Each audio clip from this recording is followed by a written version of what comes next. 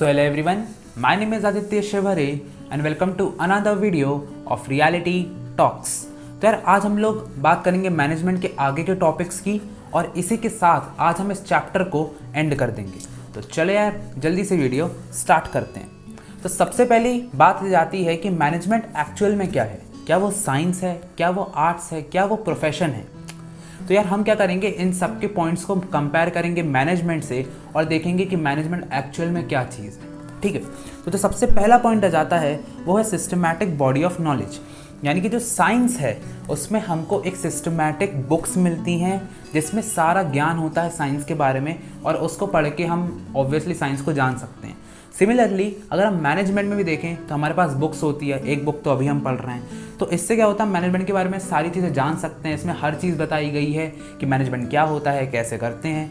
तो यस, ये वाला पॉइंट तो बिल्कुल सिमिलर है, दोनों के बीच में एक systematic body of knowledge available है। तो सेकंड पॉइंट आ जाता है वो है बेस्ड ऑन एक्सपेरिमेंट्स। यार देखो, जितने भी साइंटिफिक प्रिंसिपल्स हैं वो पूरे एक्सपेरिमेंट और ऑब्जर्वेशंस पे बेस्ड होते हैं। यानी कि पूरा एक एक्सपेरिमेंट किया जाता है। अब जिसकी केमिस्ट्री होगी तो केमिस्ट्री लैब में हमेशा जब भी आप एक्सपेरिमेंट करोगे तो आपको एक सेम ही रिजल्ट मिलेगा जब भी आप एक्सपेरिमेंट करते हो। लेकिन जो मैनेजमेंट होता है, क्योंकि वो ह्यूमन बिहेवियर पे डिपेंड करता है, तो हर बार आपको सेम रिजल्ट नहीं मिलता। अगर आज आप एक इंसान को लेके उसके ऊपर एक्सपेरिमेंट करोगे प्रिंसिपल्स का, तो वो थोड़ा डिफरेंट तरीके से एक्ट करेगा और किसी और इंसान को लेके करोगे तो वो डिफरेंट तरीके से एक्ट करेगा। तो इसलिए ये बोला जाता है कि जो मैनेजमेंट है उसमें जो रिजल्ट्स हैं उसको हम एक्यूरेटली प्रिडिक्ट नहीं कर सकते कि वो हर बार सेम होंगे। इसलिए हम ये नहीं बोल सकते, ये पॉइंट डिफरेंट कहलाता है मैनेजमेंट और साइंस में। तो जो थर्ड पॉइंट आ जाता है वो है यूनिवर्सल वैलिडिटी। तो ऑब्वियसली साइंटिफिक प्रिंसिपल्स में एक यूनिवर्सल वैलिडिटी होती है। अगर आप ग्रेविटी की बात करें तो ग्रेविटी यहाँ पर भी लगती है, बाहर भी लगती है। कहीं पर भी आप देखोगे बॉल को नीचे गिराओगे नीचे ही गिरेगी। लेकिन जो मैनेजमेंट प्रिंसिपल्स होते हैं वो यूनिवर्सल नहीं होते, क्योंकि मैनेजमेंट आप ऑर्गेनाइजेशन में करते हो। हर ऑर्गेनाइजेशन अलग जगह पे होता है, उसमें अलग लोग काम करते हैं। तो वो जो हम बोलते हैं ना डायनामिक ऑर्गेनाइजेशन, यानी कि जो हर जगह का एनवायरनमेंट डिफरेंट होता है। जो पॉलिटिकल फैक्टर्स होते हैं, सोशल फैक्टर्स होते हैं और टेक्निकल फैक्टर्स होते हैं, सब डिफरेंट होते हैं। इसलिए हम मैनेजमेंट को ऐसा यूनिवर्सली अप्लाई नहीं कर सकते। मैनेजमेंट यूनिवर्सल वैलिडिटी है, वो है हर जगह, लेकिन उसका एप्लीकेशन हर जगह डिफरेंट है। तो इसलिए हम ये पॉइंट को यहाँ पर नहीं रख सकते। यानी कि जो साइंस और मैनेजमेंट है उसमें सिर्फ एक ही पॉइंट मैच होता है, सिस्टमैटिक बॉडी ऑफ नॉलेज, लेकिन ये दो पॉइंट नहीं होते। यानी कि हम मैनेजमेंट को क्या कह सकते हैं, हम मैनेजमेंट को इन एग्जैक्ट साइंस कह सकते हैं। ये बहुत इंपॉर्टेंट टर्म है, ये हमेशा पेपर में आ सकता है, पूछा जा सकता है, तो एक बार ध्यान से पढ़ लेना। आगे बढ़ते हैं तो मैनेजमेंट एज एन आर्ट। तो जो फर्स्ट पॉइंट हो जाता है वो बिल्कुल सेम होता है, सिस्टमैटिक बॉडी ऑफ नॉलेज। यानी कि आर्ट्स के लिए भी अगर हम जाएं तो संगीत हो गया, यानी कि म्यूज़िक हो गया, डांस हो गया, और जितने भी आर्ट्स होते हैं सबकी एक प्रेफर्ड बुक होती है जहाँ से आप उसका ज्ञान ले सकते हो, और मैनेजमेंट में तो ऑब्वियसली होती है। तो ये पॉइंट आ जाता है पर्सनलाइज्ड एप्लीकेशन। पर्सनलाइज्ड एप्लीकेशन का मतलब ये होता है कि आप कहीं से भी कितना भी ज्ञान ले लो। आप म्यूज़िक का अब हर कोई ज्ञान लेता है, लेकिन जब उसको यूज़ करने की बारी आती है तो हर कोई डिफरेंट तरीके से यूज़ करता है, अपने पर्सनलाइज्ड तरीके से उसको अप्लाई करता है अपनी जगह पर। अब अरिजीत सिंह और हनी सिंह दोनों ने म्यूज़िक की ज्ञान लिया था, लेकिन दोनों अलग अलग तरीके से उसको अप्लाई कर रहे हैं। ठीक है, मैनेजमेंट में भी सेम चीज़ होती है। हर कोई मैनेजमेंट को पढ़ता है लेकिन अप्लाई डिफरेंट तरीके से करता है। तो ये चीज़ भी सेम हो जाती है इसमें। अगर हम थर्ड पॉइंट को देखते हैं कि ये बेस्ड ऑन क्रिएटिविटी है। यानी कि अगर आप जितना प्रैक्टिस करते हो आर्ट्स को, अगर आप म्यूज़िक को ज़्यादा से ज़्यादा प्रैक्टिस करते हो तो आप उसमें अच्छे हो जाते हो, आपकी क्रिएटिविटी उसमें बढ़ती है। सिमिलरली मैनेजमेंट में आप जितना ज़्यादा एक्सपीरियंस लोगे आपका मैनेजमेंट उतना अच्छा हो जाएगा, आप ज़्यादा अच्छे मैनेजर बन जाओगे। तो यस, यहाँ पर भी सिमिलर पॉइंट है। तो जैसा कि हमने देखा कि सारे पॉइंट्स यहाँ पर मैचअप हो रहे थे मैनेजमेंट के साथ आर्ट्स के, तो हम ये बोल सकते हैं management as an art of getting things done by others efficiently and effectively. उसका कंक्लूजन याद रखना। अब आ जाता है मैनेजमेंट एज अ प्रोफेशन। तो मैनेजमेंट एज अ प्रोफेशन का फर्स्ट पॉइंट है सिस्टमैटिक बॉडी ऑफ नॉलेज। यानी कि मैनेजमेंट और प्रोफेशन दोनों में ही सिस्टमैटिक हमको एक ऑर्गेनाइज मटेरियल मिलता है। प्रोफेशन जैसे कि डॉक्टर हो गया, लॉयर हो गया, सीए हो गया, सीएस हो गया, ये सब प्रोफेशनल एग्जाम्स होते हैं, प्रोफेशनल चीज़ें होती हैं जिसको हम उनकी बुक्स पढ़ के एक्वायर कर सकते हैं। ठीक है, सेकेंड पॉइंट हो जाता है रिस्ट्रिक्टेड एंट्री। यानी कि हर कोई डॉक्टर नहीं बन सकता। आपको एक MBBS की वो डिग्री चाहिए है, तभी आप डॉक्टर की जो काम है वो कर सकते हैं। लेकिन मैनेजमेंट में अभी तक ऐसा कोई रिस्ट्रिक्टेड एंट्री नहीं है, कोई भी अपना बिजनेस खोल के मैनेजमेंट कर सकता है। तो यहाँ पर एक डिग्री की ज़रूरत अभी तक तो नहीं है, ठीक है। अब आता है third, presence of professional association. Professional association का मतलब होता है कि एक ऐसी बॉडी जो कि हर चीज़ को कंट्रोल करती है। अब जिसकी सेबी हो गया, तो सेबी हर चीज़ को कंट्रोल करता है जो भी शेयर मार्केट में चलता है। मेडिकल काउंसिल ऑफ इंडिया हो गया डॉक्टर्स के लिए, बार काउंसिल ऑफ इंडिया हो गया हमारे लॉयर्स के लिए। लेकिन मैनेजमेंट के लिए अभी तक ऐसी कोई बॉडी नहीं है जिसके पास बहुत सारा पावर हो, जो कि हर चीज़ को कंट्रोल कर सके। अभी तक इतनी पावर्स वाली एसोसिएशन नहीं बनी है, ठीक है। अब जो आगे पढ़ते हैं वो जाता है ethical code of conduct. Ethical code of conduct का मतलब होता है रूल्स एंड रेगुलेशंस।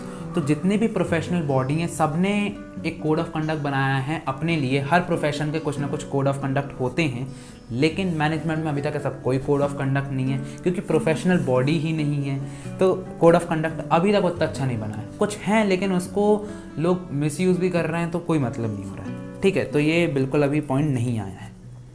अब फिफ्थ पॉइंट हो जाता है service motive.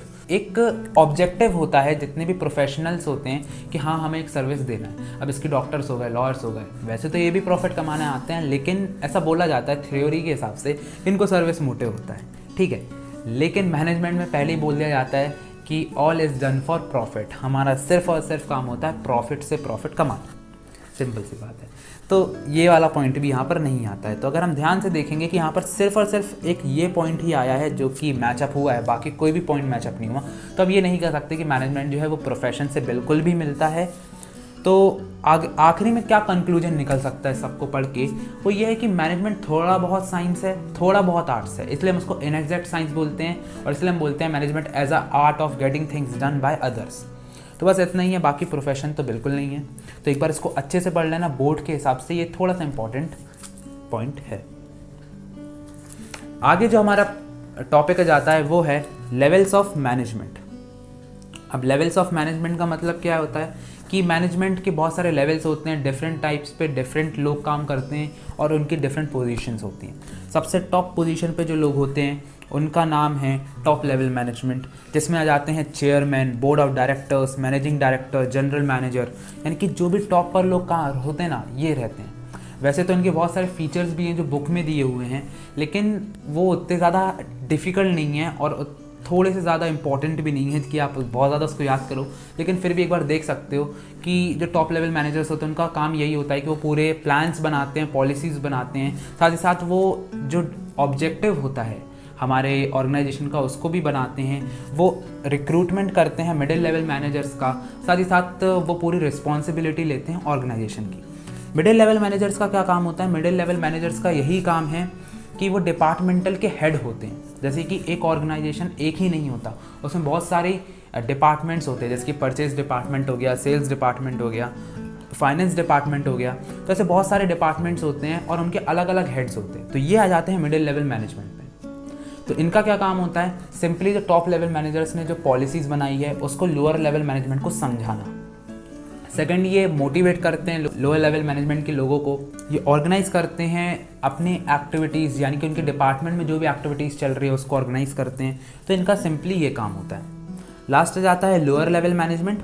Lower level management में ये नहीं कि डायरेक्टली लेबर्स आ जाते हैं, बहुत छोटे लोग आ जाते हैं, ऐसी बात नहीं होती। इसमें सुपरवाइजर्स आते हैं जो कि वो लेबर्स को कंट्रोल करते हैं, यानी कि डायरेक्टली उन लेबर से कनेक्टेड होते हैं। तो इनका काम क्या होता है? जो भी वर्कर्स को प्रॉब्लम्स आ रही हैं उनको डायरेक्टली मिडिल लेवल मैनेजमेंट को बताना। तो इनका ये काम हो जाता है। ये सेफ्टी देखते हैं वर्कर्स की, ये एक स्टैंडर्ड ऑफ क्वालिटी, यानी कि जो भी प्रोडक्ट बन रहा है उसकी क्वालिटी को चेक करते हैं कि कैसा क्या है।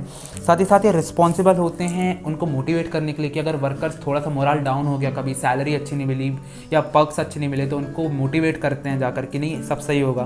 तो इसमें क्या जाते हैं सुपरवाइजर्स हो गए, सुप्रीडेंट्स हो गए, फोरमैन हो गए, सब डिपार्टमेंट एग्जीक्यूटिव। अब यहाँ पर middle level management department executive थे, तो यहाँ सब डिपार्टमेंट हो गए। क्लर्क हो गए, यानी कि जिनका लिखने का बस काम होता है। तो सिंपली यहाँ पर बहुत छोटे लोग आते हैं जो कि डायरेक्टली वर्कर से कनेक्टेड होते हैं। अब जो हमारा लास्ट टॉपिक आ जाता है वो है कोऑर्डिनेशन। तो कोऑर्डिनेशन बहुत ज़्यादा एक इम्पॉर्टेंट टॉपिक है जो कि आने के चांसेस बहुत होते हैं बोर्ड्स में। तो ये क्या होता है, ये सिंपली एक प्रोसेस होती है जिससे मैनेजर जो है वो सिंक्रोनाइज करता है एक्टिविटीज़ ऑफ डिफरेंट डिपार्टमेंट्स। क्या होता है कि एक ऑर्गेनाइजेशन में बहुत सारे डिपार्टमेंट्स होते हैं, purchase department, sales department, finance department, और सब अपना अपना काम कर रहे होते हैं। तो मैनेजर का क्या काम होता है कि इन सब के एक्टिविटीज़ को सिंक्रोनाइज करना। सिंक्रोनाइज करने का मतलब होता है कि पैरेलली चलाना। जब दो डिफरेंट सिचुएशन से काम होते रहते हैं तो सिंक्रोनाइज करने का मतलब होता है कि उसको साथ में लेकर चलना, ताकि इसका काम भी ना बिगड़े, उसका काम भी ना बिगड़े। जो फर्स्ट पॉइंट होता है इसमें वो है इंटीग्रेट्स ग्रुप एफर्ट्स, यानी कि जो कोऑर्डिनेशन होता है वो क्या करता है, वो यूनिफाई करता है डाइवर्स इंटरेस्ट को इनटू पर्पसफुल वर्क एक्टिविटी। यानी कि जो भी लोग अपना अपना खुद का काम कर रहे होते हैं तो ये क्या करता है, एक कॉमन गोल दे देता है, एक कॉमन ऑब्जेक्टिव दे देता है। तो फिर सब लोग को समझ में आता है कि अच्छा हमको इस ऑब्जेक्टिव के पीछे भागना है, तो सब लोग उसके लिए काम करने लग जाते हैं, अपना अपना काम बस नहीं करते। तो ये इसका काम होता है। सेकंड चीज़ इसका क्या फीचर है, ensures unity of action. Unity of actions बहुत ज़्यादा इंपॉर्टेंट होता है किसी भी ऑब्जेक्टिव को अचीव करने के लिए। तो ये क्या करता है कि एक फोर्स बना देता है। ये कोऑर्डिनेशन मतलब क्या होगा कि सारे डिपार्टमेंट एक दूसरे से जुड़ जाते हैं और जितने भी सब लोग काम कर रहे होते हैं वो एक डायरेक्शन में काम कर रहे होते हैं। फिर तो थर्ड हो जाता है, वो जाता है कंटिन्यूस प्रोसेस।